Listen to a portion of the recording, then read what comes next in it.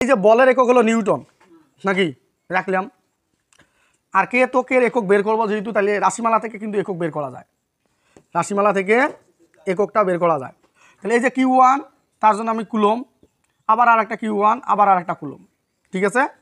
আর আমরা যেহেতু দৈর্ঘ্যের একক মিটার, দূরত্বের একক মিটার, তারপরে স্কয়ার আছে স্কয়ার, তাহলে এগুলোকে এই পাশে নিয়ে আসো, আড়াআড়ি গুণন করি।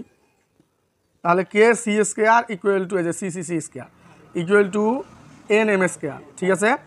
তাহলে কেটাকে যদি আমি আটকায় দেই, তাহলে এই সিটা যা ভাগ হয়, তাহলে newton metre square coulomb square, এই কুলম স্কয়ারটাকে তুমি ইনভার্স হবে, newton metre square coulomb inverse 2, coulomb inverse 2, নিচের ভাগ উপরে উঠলে কুলম, হ্যাঁ আধান, আধান কুলম্ব, মানে একক নিয়ে কাজ করতেছি। যে কোনো রাশিমালা থেকে তোমরা একক বের করতে পারবা। আর আপনাদের যদি কারো কোনো এককের প্রবলেম হয় আমাকে বললে ইনশাল্লাহ আমি সমাধানের ভিডিও ক্লাস দেবো কীভাবে এককটি নির্ণয় করা যায়। তাহলে এই যে বলের একক নিউটন, এটা সকলেই জানেন। আধানের একক কুলম, এইটা তো এগুলো তো বলা হয়েছে। আর দূরত্বের একক মিটার স্কয়ার। এখান থেকে তুমি কে চার্জ কুলম ধ্রুবকের এককটা বের করে নিতে পারবা।